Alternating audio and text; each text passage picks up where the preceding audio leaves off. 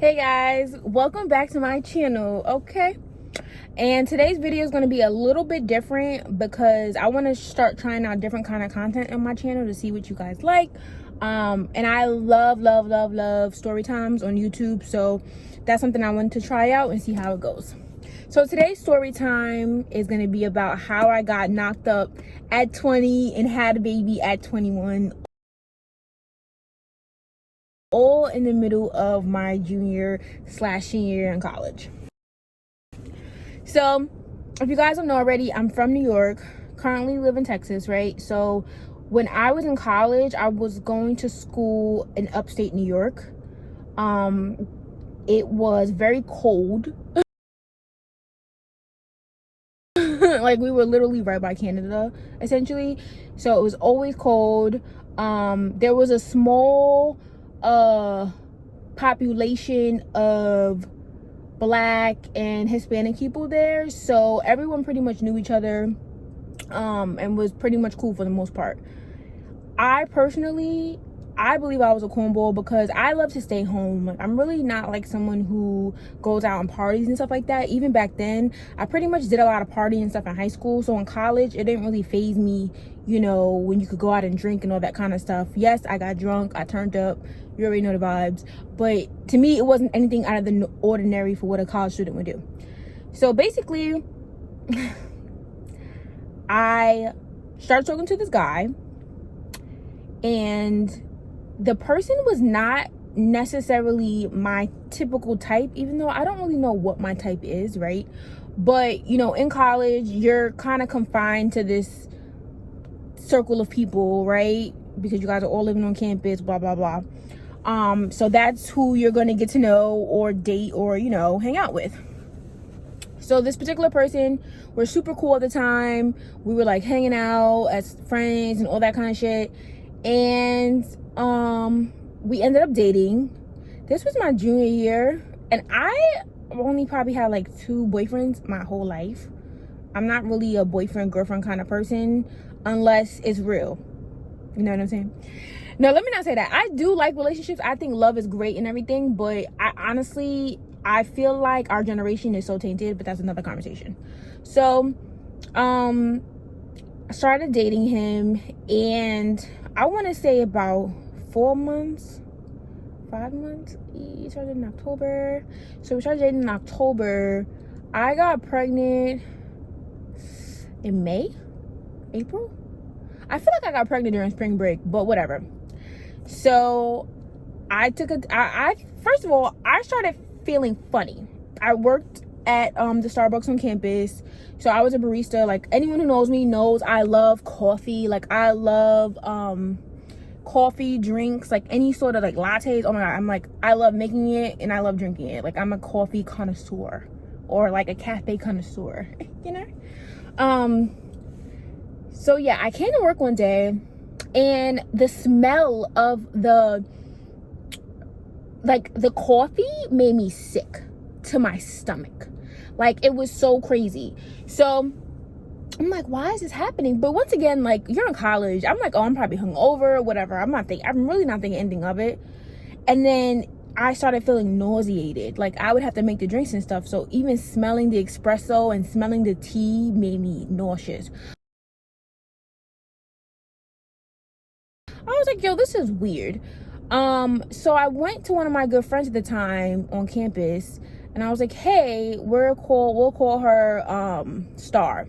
So I was like, hey, Star, I'm really not feeling well. Girl, what do you think? Like, do you think, you know, I should go take a test or whatever? She was like, girl, you're fine. Just smoke a blunt and all will be well. And listen, I love that. I was like, okay, cool. Star says to go smoke a blunt. That's what I'm going to do. So lo and behold, that same night, I tried to smoke. And when I tell you, my whole stomach was swirling. Like, it was literally swirling. So I was like, no, this is not right. Because I've had stomach viruses. I've been like sick before, you know, and it felt different. You feel me? So I was like, okay, I'm gonna go. They had some local clinic. I looked up this local clinic. Like I said, upstate New York. So we're in the middle of nowhere, essentially. So I looked up this clinic that was like 15 minutes away, 10 minutes away, whatever, that did pregnancy tests. I told Star to come with me, and when we get there, I'm like super nervous. The lady's like, go in the back. It was also like one of those religious places. I didn't realize that at the time either. I thought it was like a Planned Parenthood, but I should have known. It was upstate New York in the middle of nowhere, very rural. So it's basically one of those places that like force you to, not force you, but really make you think about keeping a baby and all that kind of stuff, right?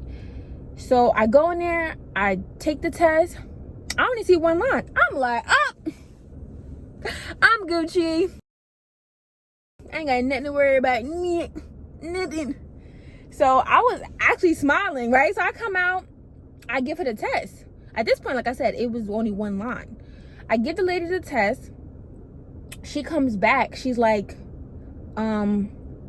she gives me the look. I don't know if you guys know the look. Like when someone's about to tell you bad news or news that you don't really want to hear, they'll look at you like this. I guess it's because it's like, damn, bitch, you know, you fucked up. So she gave me that look, and she says, and I said, what? I'm like, fuck. She's like, you're pregnant. She was like, I don't know, remember she said congratulations, or like she handed me back the thing, and I looked down and it was 2 lines, and I was like, what the fuck? I went crazy. Like, it was so shocking to me that I was pregnant. Like, I can't even describe to you guys how it felt at the moment, because mind you, I'm a junior in school. I had a lot of plans for my senior year, and I couldn't stay up there pregnant because I was 5 hours away from my home, right? So it was very shocking to me. So I'm obviously emotional because I'm pregnant, I have hormones and all that kind of stuff. And I get to back to campus with my friend Star, and Star tells me to tell this girl we're gonna name, she's my other good friend. Me and her are still friends to this day. So let's call her Westchester, because she was from Westchester at the time. So Westchester was there, and she was all, you know, in a good mood or whatever. And she was like, oh, Janae, wait, what did she say to me? I was kind of like, oh, we need to call Westchester because she really needs to know this. So honestly, in the moment, my first instinct was not to talk to my friends or anyone else. It was to figure my stuff out before I went to anybody. But I kind of was going with the flow because my friends were kind of like, oh, we need to talk about this, blah, blah, blah. And then finally, when we get, they're like, oh, we need to hit the dad up. That was my boyfriend at the time. We need to hit him up and let him know. It was like this whole thing, and I felt like it was just getting too much for me. And I was like, I gotta go. Like, I need to figure this out myself. So I think they may have texted him or hit him up, because we were all cool about, you know, Janae has something to tell you. Listen, I was not with the shits at all. Like, I really just wanted to be by myself because I didn't even know how to process this, right? So I finally get back to my house. I lived off campus with a housemate, and I was like crying. I was like so stressed out because I really felt like I let myself down, that I had all these dreams and all these hopes and all these things that I really wanted to do with my life that I felt like I couldn't do because now I'm gonna have, you know, I'm pregnant, like I'm gonna have a kid. And I just never wanted to be a statistic. Like, that's something really, like, it just never feels good to know that you're in something quote unquote by yourself, you know what I mean? So it was a lot to carry, as any pregnant woman or mom can tell you. It was a lot going on. Fast forward to maybe I don't know if this was later that day or the next day, but I told my boyfriend, I was like, I think I handed him the stick or something like that. You know what? It was his birthday at the time. So I made this whole elaborate dinner. I baked him a cake, like, you know, it's a happy birthday on there, you know, good girlfriend things, you know. So, and I was like, okay, he's not going to be upset because we're together. It's not like it was a one night stand or, like, you know what I'm saying? Something like that. We were together, right? So I give him the stick, and why did this mofo just look at me like this?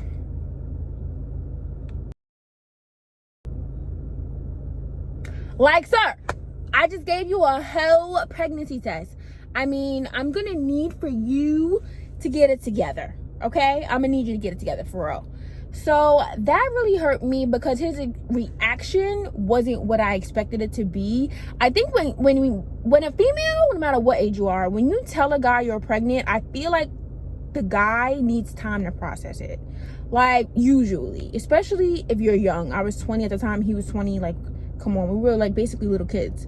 So it was like so shocking that he just wasn't acknowledging it. He may have left and went with his friends out somewhere, if I'm not mistaken, that night. And I remember being at home crying my eyeballs out because I felt like I was literally in it alone. Yes, I had my friends there, don't get me wrong, like they were supportive at the time, but it's just not the same because you know that theoretically or realistically you're gonna go through this by yourself probably, or you know what I'm saying, your friends aren't really gonna be there depending, right? So I was just like, damn, this is crazy. Like, I'm about to be somebody's mother. It was just so ghetto. So after he went out with his friends, I tore up his stuff. I was going off. Like, I don't remember exactly what happened, but I remember I was going off. And then I started, you know, the days went by, the weeks gone by, and mom, maybe like the day after I found out, I told her right when I found out, right? Her reaction was, you know,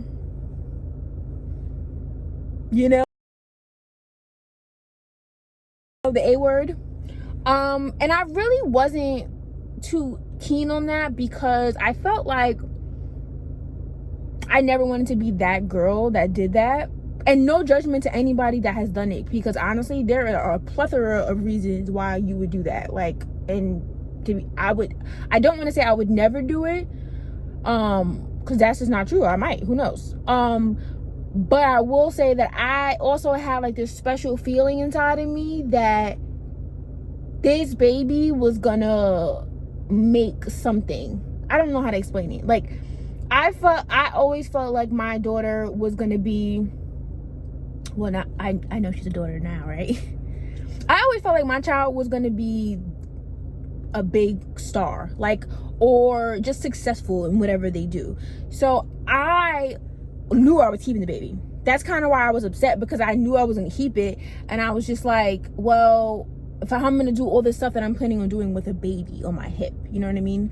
So it was just like, okay, I doubled up on all my classes. So I found out I was pregnant in May. I want to say the semester ended maybe a couple weeks later. So I went back home for good. Like, I didn't go back up to school, and I did my senior year virtually. But what I did was I doubled up on my classes. I believe over the summer and the winter classes, the summer, fall, winter classes, I doubled up. So I was theoretically, I graduated, or I finished my classes a semester early than the rest of my peers that came into the class with me, because my class was 2014, May 2014, and I finished December 2013 because my daughter was born December 2013. So I did finish school, which was a big deal. However, I didn't really get to do the extracurricular activities I wanted to do. I didn't really get a chance to find myself because I felt like I was so wrapped up in that relationship at that time, and I was so wrapped up in just like being to myself that I really didn't get to figure out who I was professionally and just like personally, which was unfortunate. But I do feel like it helped me mature way faster. Like, I was a single mother. Sorry, at the time, technically I wasn't a single mom because we kind of were still dating. So when my daughter was actually born, her father was there for sure. I'm trying to think, were we dating? I don't even remember if we were dating. I don't think so. But obviously, if that's your child's father, they're going to be in your life forever, right?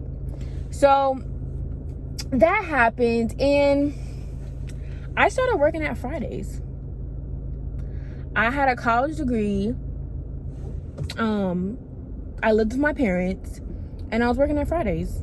So, and I was a hostess, I believe. And I would see like people that I knew at the restaurant being like, hey Janae, like, oh, like, you know, you went to school, you did all of this, now you busting tables at Fridays. Because I used to work in hospitality when I was like in high school, middle school, you know. So it was a little, I don't want to say embarrassing to me, because a job is a job, but for me personally, it wasn't what I envisioned for myself. Like, I never felt like I should graduate school and be busting tables for anybody, and that's the only thing I'm doing, you know what I mean? So that was a challenge for me.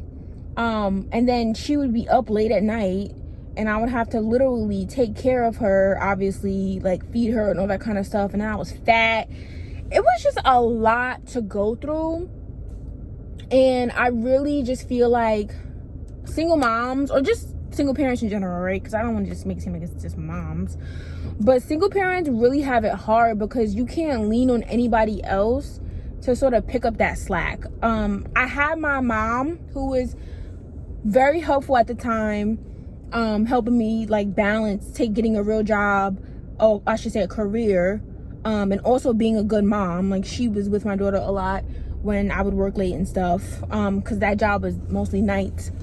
Then I got a job at my godparents' tutoring center in Long Island, and that obviously wasn't paying much, so I ended up on government subsidies.